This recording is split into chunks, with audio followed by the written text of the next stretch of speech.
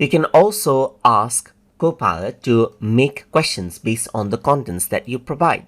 So let's say, for example, I'm going to go around and say, based on the contents that I will provide in the next message, based on the contents that I will provide in the next message, make 20 set of short questions right here, just like this. So I'm going to go around and press enter, and you can see it says, certainly, please go ahead and provide the contents. I'll create 20 short questions for you.